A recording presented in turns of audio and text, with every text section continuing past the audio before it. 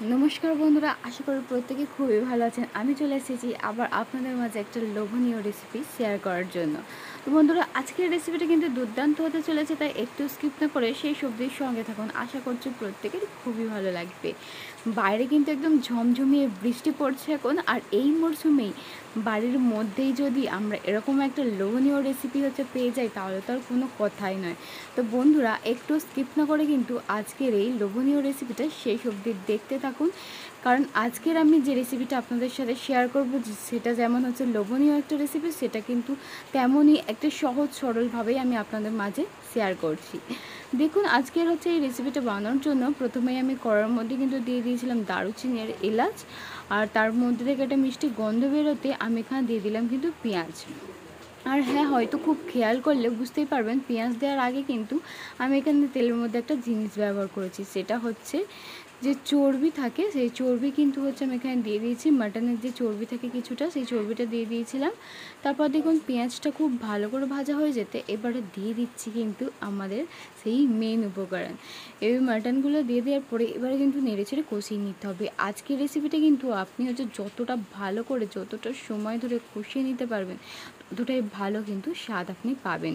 তার আগে এখানে একটা কথা বলে রাখি বন্ধুরা, আজকের এই লোভনীয় এবং এই দুর্দান্ত স্বাদের রেসিপিটা কুক করছে আমার হাজব্যান্ড। তো অবশ্যই যদি আপনাদের ভালো লেগে থাকে আজকে এই রেসিপিটা, আমার কমেন্টে জানাতে কিন্তু একদমই ভুলো না। তো দেখুন বন্ধুরা, খুব ভালো করে কিন্তু নেড়ে ছেড়ে এটাকে কষিয়ে নিতে হবে, দেখতেই পাচ্ছেন। আর আমরা প্রত্যেকেই জানি মাটন এই শব্দটা শুনলেই সবার জিভে জল চলে আসে। আর এই বর্ষার মরশুমে বাইরে ঝমঝমে বৃষ্টি, আর বাড়ির ভিতরেই কিন্তু এরকম একটা লোভনীয় যদি মাটনের রেসিপি থাকে, তাহলে তো সত্যি বর্ষাটা এনজয় করার মতো। তো অবশ্যই আপনারা বাড়িতে কিন্তু একবার ট্রাই করো। দেখুন, প্রথমেই কিন্তু এখানে দিয়ে দিয়েছে কাশ্মীরি লাল লঙ্কার গুঁড়ো, দিয়ে কিন্তু খুব ভালো করে নেড়েচেড়ে একবার কষিয়ে নেওয়া হয়ে গেছে, দেখতেই পাচ্ছেন। এবার এখানে দিয়ে দেওয়া হলো কিন্তু আদা আর রসুনের পেস্ট, দিয়ে দেখুন আবারও সমস্ত উপকরণ খুব ভালো করে কিন্তু কষিয়ে নেওয়া হচ্ছে। আমি আবারও রিপিট করছি বন্ধুরা, এই যে রেসিপিটা আজকে আমি শেয়ার করছি আপনাদের মাঝে, এটা কিন্তু যতটা সময় ধরে এবং যতটা ভালোভাবে কষিয়ে নিতে পারবেন, ততই কিন্তু এর স্বাদটা বেড়েই যাবে। তো দেখুন, এটার মধ্যে থেকে কিন্তু খুব ভালোভাবে তেল ছাড়তে শুরু করে দিয়েছে।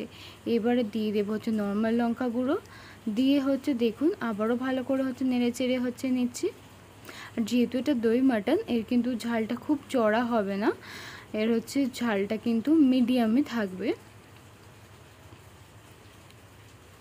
দেখুন, সমস্ত মশলা থেকে কিন্তু খুব ভালোভাবে তেল ছেড়ে দিয়েছে। এবারে এটাকে আরও কিছুক্ষণ সময় দিয়ে ভালো করে কষিয়ে নেব।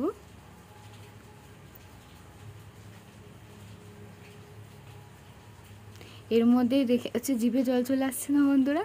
তো অবশ্যই স্কিপ না করে শেষ অবধি সঙ্গে থাকুন, আরও ইন্টারেস্টিং হতে চলেছে আজকের রেসিপিটা। দেখুন খুব ভালোভাবে কিন্তু তেল একদম ছেড়ে দিয়েছে। এবার এর মধ্যে দিয়ে দেবো একে একে সমস্ত গুঁড়ো মশলা, যেমন দিয়ে দিলাম ধনে গুঁড়ো 1 চামচ, আর দিয়ে দিলাম জিরে গুঁড়ো 1 চামচ। এবারে দিয়ে দিচ্ছি পরিমাণ মতো হলুদ, আর দিয়ে দেবো পরিমাণ মতো লবণ, দিয়ে কিন্তু আবারও খুব ভালো করে নেড়ে চেড়ে নেব সমস্ত মশলাগুলো। এবং সমস্ত মশলাগুলো কিন্তু এই মাটনের সাথে ভালোভাবে কষিয়ে নিয়েছি। আর অবশ্যই কিন্তু আঁচটা বন্ধুরা মিডিয়াম আঁচে রাখার চেষ্টা করবেন, রেখে রান্না করবেন, তাহলে দেখবেন খুব ভালোভাবে রান্না হবে এবং স্বাদও বেড়ে যাবে। এবারে দেখুন সমস্ত গুঁড়ো মশলা কষিয়ে নেওয়ার পরে ভালোভাবে তেল ছেড়ে দিতে আমি এখানে দিয়ে দিলাম দই। আর এই দইটাকে কিন্তু খুব ভালোভাবে ফেটিয়ে নিয়েছিলাম। আর দই যখন আপনারা যে কোনো রেসিপিতে দেবেন বন্ধুরা, অবশ্যই কিন্তু আঁচটা লোতে রেখে দেবেন, নাহলে কিন্তু দইটা ফেটে একদম ছানা হয়ে যাবে। আর দেখুন, এবারে আমি দিয়ে দিয়েছি কিন্তু এখানে আলু। আমি এখানে আলুর ব্যবহার করেছি বন্ধুরা, যেহেতু আমরা বাঙালি, মাংসের তরকারিতে আলু না থাকলে ঠিক জমে না।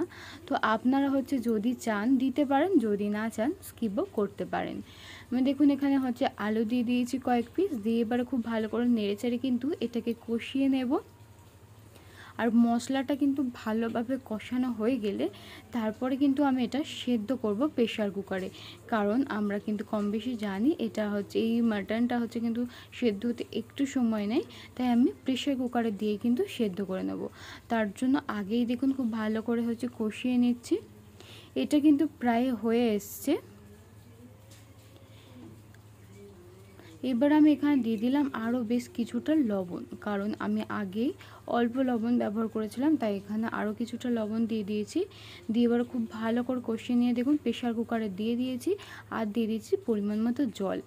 আর এটাকে কিন্তু এবার হাই ফ্লেমে দিয়ে আমি গ্যাসের মধ্যে রান্না করছি।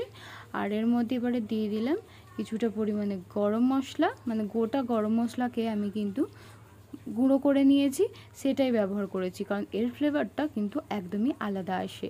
আর দিয়ে দিলাম কয়েকটা কাঁচা লঙ্কা চিড়ে, দিয়ে কিন্তু এভাবে হাই ফ্লেমে হচ্ছে রান্না করে নেব কিছুক্ষণ ঢেকে, যাতে এটা খুব ভালোভাবে সেদ্ধ হয়ে যায়। আর হচ্ছে রান্নাটা হয়ে যাওয়ার পরে আমি কিন্তু 5 থেকে 10 মিনিটের জন্য হচ্ছে ঢেকেই রেখে দিয়েছিলাম ঠিক ওভাবেই। তারপরে দেখুন আপনাদের মাঝে পরিবেশন করে দিয়েছি দই মাটন। আজকের রেসিপিটা বন্ধুরা যে উপকরণগুলো ব্যবহার করলাম সেটা কিন্তু একদমই ঘরোয়া উপাদান, যেগুলো আমরা হাতের কাছে খুব সহজেই কিন্তু পেয়ে যাব, কারণ বাইরে ঝমঝমে বৃষ্টি হচ্ছে, এই সময় কিন্তু বাজার থেকে কিছু যদি হচ্ছে কিনে আনতে হয় তাহলে খুব মুশকিলে পড়বো আমরা। তাই হাতের কাছে আমরা যে উপাদানগুলো হচ্ছে পেয়ে যাব সহজেই, সেই উপাদান দিয়েই কিন্তু আজকের এই দুর্দান্ত লোভনীয় স্বাদের রেসিপিটা আপনাদের মাঝে আমি শেয়ার করেছি। আশা করছি প্রত্যেকের খুবই পছন্দ হয়েছে। তাহলে বন্ধুরা একটা লাইক করতে কিন্তু একদমই ভুলো না, আর আমার চ্যানেলটা সাবস্ক্রাইব করে বাটনটা প্রেস করে দিও অবশ্যই, তাহলে আরও ভালো ভালো ভিডিওর নোটিফিকেশান আপনারা কিন্তু খুব সহজেই সবার আগে পেয়ে যাবেন। আর হ্যাঁ, বন্ধুদের মাঝে কিন্তু শেয়ার করতে ভুলো না আজকের রেসিপিটা। আর আপনাদের কেমন লাগলো যদি বাড়িতে বানিয়ে থাকেন তাহলে অবশ্যই কিন্তু আমার কমেন্টে জানিও। আজকের রেসিপিটা এখানেই শেষ করছি, দেখা হচ্ছে নেক্সট ভিডিও।